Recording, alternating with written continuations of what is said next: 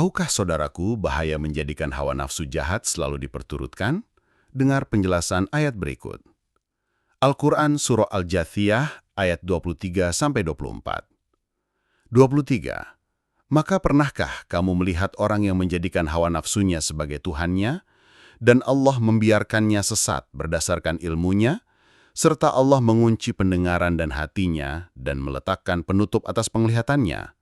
Maka siapakah yang dapat memberinya petunjuk setelah Allah membiarkannya sesat? Maka mengapa kamu tidak mengambil pelajaran? 24. Dan mereka berkata, kehidupan ini tidak lain hanyalah kehidupan di dunia saja. Kita mati dan kita hidup, dan tidak ada yang membinasakan kita selain masa atau dahar. Tetapi mereka sebenarnya tidak mempunyai ilmu tentang itu. Mereka hanyalah menduga-duga saja. Penjelasan menurut Rasulullah SAW dan ulama. 1. Ayat 23. Hawa nafsu sebagai Tuhan. Rasulullah SAW pernah bersabda, 3 golongan yang Allah tidak akan melihat kepada mereka pada hari kiamat, orang yang durhaka kepada kedua orang tuanya, perempuan yang menyerupai laki-laki, dan orang yang menjadikan hawa nafsunya sebagai Tuhannya. Hadis riwayat Tobroni dinilai hasan oleh sebagian ulama.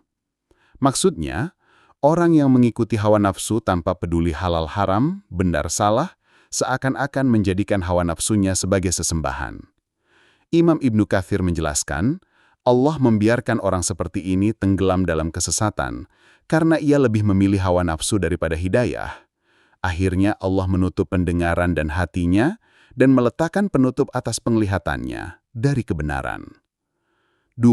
Ayat 24. Orang yang menolak hari akhir. Orang-orang kafir Quraisy berkata, kehidupan ini hanyalah dunia, tidak ada kebangkitan. Kita mati dan kita hidup, dan tidak ada yang membinasakan kita selain masa atau dahar. Rasulullah SAW bersabda tentang ucapan ini, Allah berfirman, anak Adam menyakitiku, ia mencaci masa, padahal akulah masa, di tangankulah perputaran siang dan malam. Hadis riwayat Bukhari dan Muslim.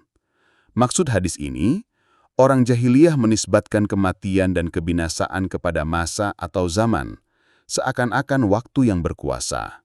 Padahal yang mengatur waktu, kehidupan, dan kematian adalah Allah. Ibnu Abbas berkata, mereka mengingkari adanya hari kebangkitan, hanya berkeyakinan hidup dan mati adalah siklus alami, tanpa Tuhan yang mengatur. Kesimpulan bahasan, ayat 23 mengajarkan bahaya mengikuti hawa nafsu tanpa kendali, karena dapat menjadikan manusia buta terhadap kebenaran. Ayat 24 menegaskan kesalahan orang-orang yang menolak hari akhir, yang menganggap kematian hanyalah efek waktu. Rasulullah SAW menegaskan bahwa Allah lah pengatur hidup dan mati, bukan masa. Jauhi memperturutkan hawa nafsu jahat, karena akan membawa seseorang masuk ke dalam dosa dan buta nurani dan masuk neraka.